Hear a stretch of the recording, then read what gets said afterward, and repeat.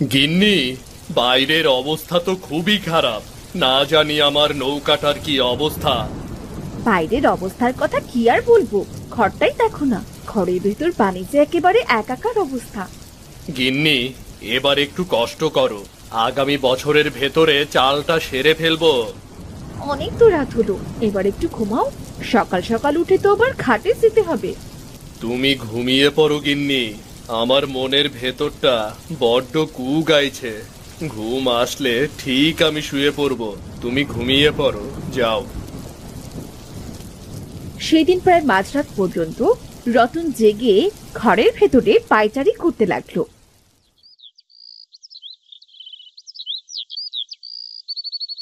পরদিন সকাল সকাল উঠে সে ঘাটে পৌঁছলো। হায় হায়, এ আবার কি হলো রে? আবার নৌকাটা এভাবে ভাঙলো। এবার আমি আমার বউ বাচ্চার মুখে কি করে খাবার তুলে দেব? হে ঈশ্বর, এ কোন পাপের শাস্তি দিলে আমায়? এ কোন পাপের শাস্তি দিলে? রতনদা, ও রতনদা, তুমি এভাবে বসে কাঁদছো কেন গো? ও রতনদা।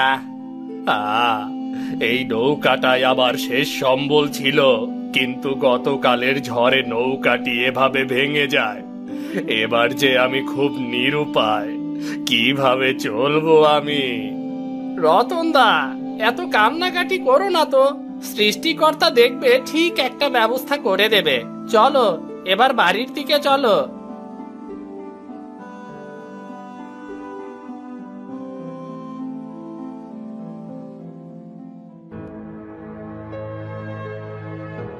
ওগো, ওগো, তোমার কি হলো? এইভাবে কাঁদছো কেন? আমাদের নৌকাটা ঠিক আছে তো? না গো গিন্নি, না, আমার নৌকাটা ভেঙে গেছে। আজ থেকে যে নদীতে আমি আর নৌকা চালাতে পারবো না গো। সৃষ্টিকর্তা, এ আমাদের কোন পরীক্ষা নিচ্ছ? দেখো, ঘরের পেছনের চালটাও ভেঙে পড়েছে। এবার বৃষ্টি হলেছে আর আমরা ঘরেও থাকতে পারবো না। আর হায় রে গিন্নি, চালটা আবার ভাঙলো কখন? তুমি সকালে বাড়ি থেকে বের হবার একটু পরই। কি হবে এবার? এই চাল কিভাবে ঠিক করব? আর এই নৌকাটারই বা কি করব? হাতে তো কোনো টাকা পয়সা কিচ্ছুটি নেই। ওগো, আমার মাথায় একটা বেশ বুদ্ধি এসেছে। নদীর ওপারে তো জঙ্গল আছে, সেই জঙ্গল থেকে যদি কাঠ কেটে আমরা একটা নৌকা বানাই, তবে কেমন হয়? খুব ভালো বুদ্ধি। সত্যি তো, আমি জঙ্গলে গিয়ে ভালো কাঠ কেটে এনে একটা নৌকা তৈরি করতে পারি। তাহলে আর দেরি করো না গো, সকাল সকাল জঙ্গলে গিয়ে দেখো ভালো কোনো কাঠের ব্যবস্থা করা যায় কিনা।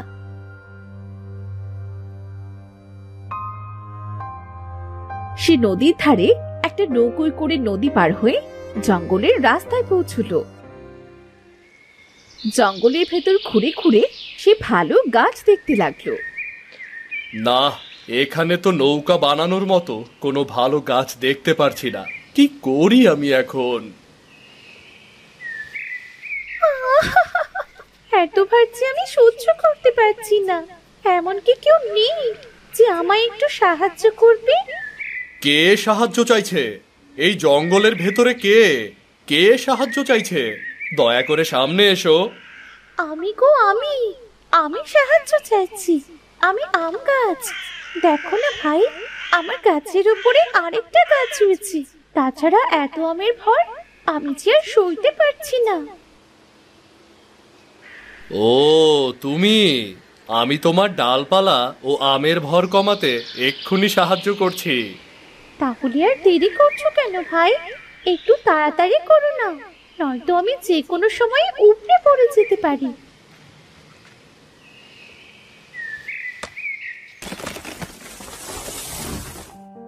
উফ, বড্ড উপকার করলে গো ভাই। এত ভারে যে আমার দম বন্ধ হয়ে যাচ্ছিল। তোমার এই ঋণ আমি কোনো দিন শোধ করতে পারবো না। তা তুমি এই জঙ্গলে কি করতে এসেছো? সে কথা আর কি বলবো, এসেছি একটা ভালো কাঠের সন্ধানে। গতকালের ঝড়ে আমার একমাত্র সম্বল নৌকাটি ভেঙে গেছে।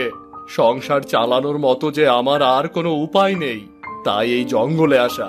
কিন্তু দেখো না, এত ঘুরেও কোথাও ভালো কাঠ পাচ্ছি না।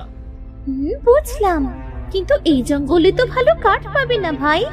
রোজ জঙ্গল থেকে কত শত গাছ কাঠুরেরা কেটে নিয়ে যায়, তাই তো এই জঙ্গলে ভালো কাঠই পাওয়া যায় না। তার চেয়ে বরং তুমি বাড়ি ফিরে যাও। খালি হাতে বাড়ি ফিরবো কিভাবে? বাড়িতে বউ বাচ্চা আছে, তাদের মুখে তো দুবেলা দুমুঠো খাবার দিতে হবে।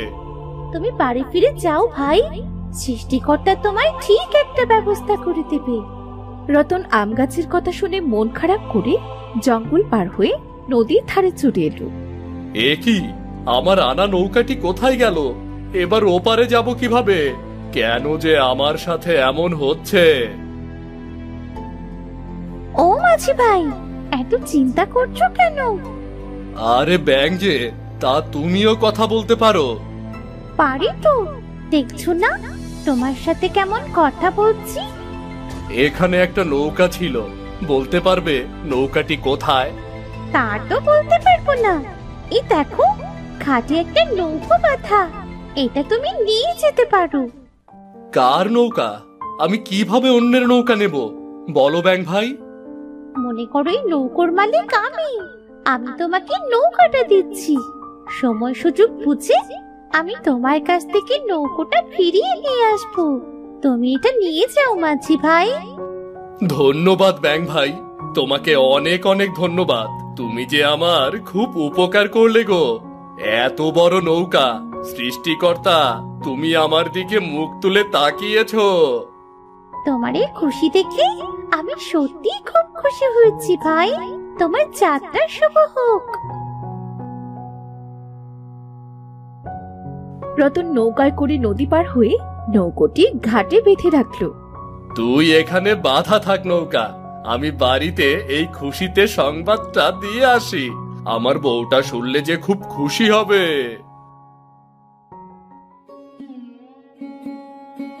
তুমি ফিরলে বুঝি? তা কাঠের কি কোনো ব্যবস্থা হলো?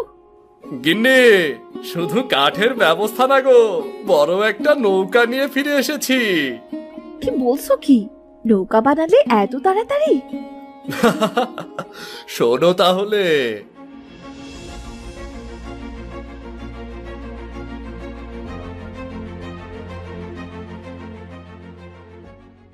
কি বলছোটা কি? এটাও কি সম্ভব? ওগো, ব্যাংকটি যখন আমাদের নিজের হাতে নৌকাটি দান করেছে, তখন দেখো ওই নৌকাতেই আমাদের সমস্ত অভাব পূরণ করে দেবে। তাই যেন হয় গিন্নি। তুমি রান্না বসাও, আমি ঘাটে গেলাম, ঘাট থেকে ফিরে খাবো।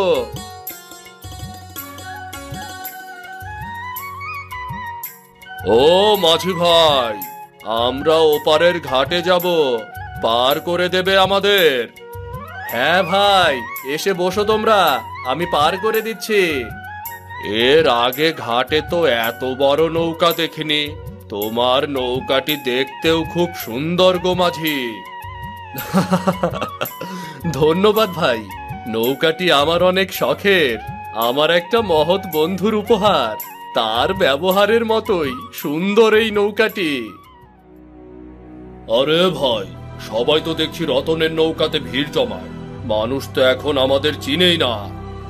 এভাবে চলতে থাকলে বউ বাচ্চা নিয়ে আমাদের অনাহারে মরতে হবে। তার চেয়ে আমরা যদি ওর ওই নৌকাটি ভেঙে দেই, তবে সব থেকে ভালো হবে।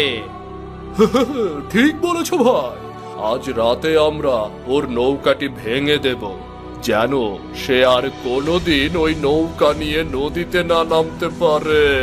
তারপরে দেখি বেটা কিভাবে ঘাটে আসে।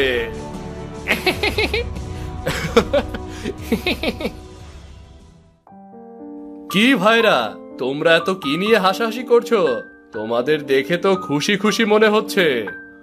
আরে না না ভাই, তেমন কিছু না। তুমি বাড়ি ফিরবে কখন? সন্ধ্যা তো প্রায় নেমে এলো। এই তো দুটো লোক হলেই নিয়ে চলে যাব ভাই। আচ্ছা, তুমি থাকো তাহলে, আমরা আসি। শুধু শুধু বসে থেকে আমরা আর কি করব? সেদিন রাতে জয় ও দিনের শেষে রতনের নৌকাটি নিচ থেকে ছিদ্র করে দিল।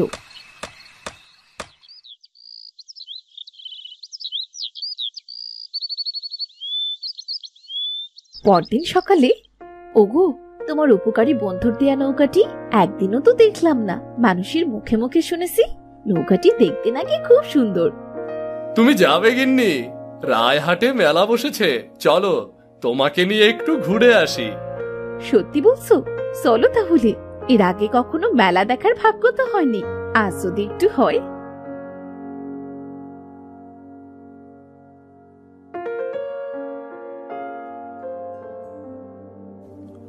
হায় হায়, এ আমার কি সর্বনাশ হলো রে! এত বড় সর্বনাশ আমার কে করলো? আমার ভালো নৌকাটি এভাবে ছিদ্র হলো কিভাবে? কিভাবে হলো? ওগো, সৃষ্টিকর্তা মনে হয় চায় না তুমি নৌকা চালাও, কিন্তু এবার ওই ব্যাঙটিকে তুমি নৌকাটা কিভাবে ফিরিয়ে দেবে?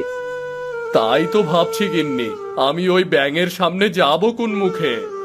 এভাবে ভেঙে পড়ো না, চলো বাড়ি ফিরে যাই। কাল বরং ব্যাঙের সাথে তুমি কথা বলে দেখো। সেদিন রাতে রতন স্বপ্ন দেখলো তার নৌকোর ভেতরে ছোট ছোট আম গাছে অনেক আম হয়েছে। নৌকাতে এত আম, কিন্তু নৌকার ভেতরে এই আম গাছটি আসলো কিভাবে?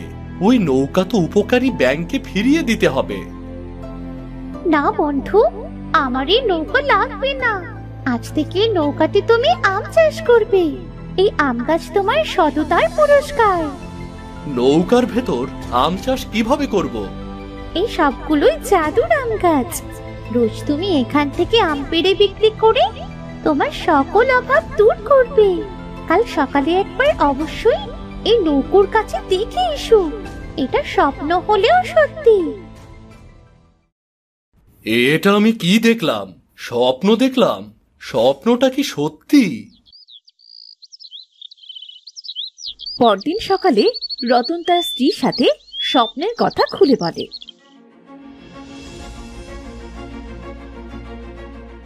তোমার কথা শুনে তো মনে হচ্ছে স্বপ্নটা সত্যি। চলো না একবার গিয়ে দেখে আসি। তারা দুজন নদীর ধারে গিয়ে দেখলো সত্যি নৌকোর ভেতরে ছোট ছোট অনেকগুলো আম গাছে আম ধরেছে। গিন্নি, আমার স্বপ্ন তো সত্যি হলো। উপকারী ব্যাঙ বন্ধু, তোমাকে আবারও ধন্যবাদ। এবার দেখো আমাদের আর কেউ ক্ষতি করতে পারবে না। রতন সেখানে থাকা আম পেড়ে রোজ হাটে বিক্রি শুরু করলো। আম বিক্রি করে রতন বেশ অর্থ সম্পদের মালিক হয়ে গেল। তার ভাঙা ঘরটি ভেঙে সেখানে একটি প্রাসাদ করলো। রতনের অবস্থার পরিবর্তন দেখে দীনেশ ও জয়ের আবারও খুব হিংসে হলো। ভাই, রতনের তো আমরা ক্ষতির থেকে উপকার করলাম। সে তো নৌকার ভেতরে আম চাষ করে এখন লাখ লাখ টাকা আয় করছে। যেমন লাখ টাকা আয় করছে, কাল থেকে ওকে আমরা আবারও পথে বসাতে পারি। হ্যাঁ, কিন্তু কিভাবে? আজ রাতে ওর আম গাছগুলো সব কেটে নদীতে ভাসিয়ে দেব। কাল সকালে এটা দেখে তো নিজেই নদীতে ঝাঁপ দেবে। এখন শুধু রাত হবার অপেক্ষা। সেদিন রাতে দীনেশ ও জয় যখন আম গাছগুলো কাটতে এলো, তখনই জঙ্গলের সেই আম গাছটি তাদের সামনে এসে হাজির হলো। তোদের মনে নোংরা ময়লায় ভরে গেছে। আজ থেকে সারা জীবন আম গাছ হয়ে মনের নোংরা দূর করবি। কে তুমি? আমি তোদের জম। আমাদের ভুল হয়েছে, তুমি আমাদের আবার মানুষ বানিয়ে দাও। ভুল হয়েছে গো। হিংসার কোনো ক্ষমা নেই। তোদের কর্ম তোরা সারা জীবন ধরে ভোগ কর। পরদিন সকালে রতন যখন তার নৌকোটির কাছে এলো, তখন নৌকার ভেতর থেকে কেউ তাকে বলল, রতন ভাই, আমাদের ক্ষমা করো। আমরা আমাদের পাপের শাস্তি ভোগ করছি গো। কে কে কে কথা বললো? আমি দীনেশ আরো জয়। আমরা তোমার নৌকাটি ছিদ্র করেছিলাম, আর কাল আম গাছ কাটতে এসেছিলাম।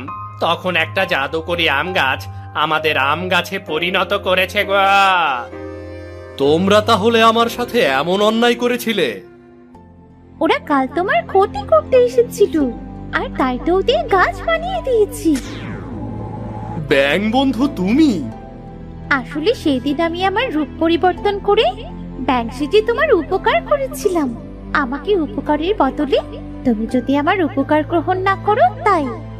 তোমাকে আবারও ধন্যবাদ বন্ধু, তুমি আবারও ওদের হাত থেকে আমাকে বাঁচালে। এজন্যই তো সারা জীবন ধরে এরা শাস্তি ভোগ করবে। কর্মফল তো অবশ্যই ভোগ করতে হয়।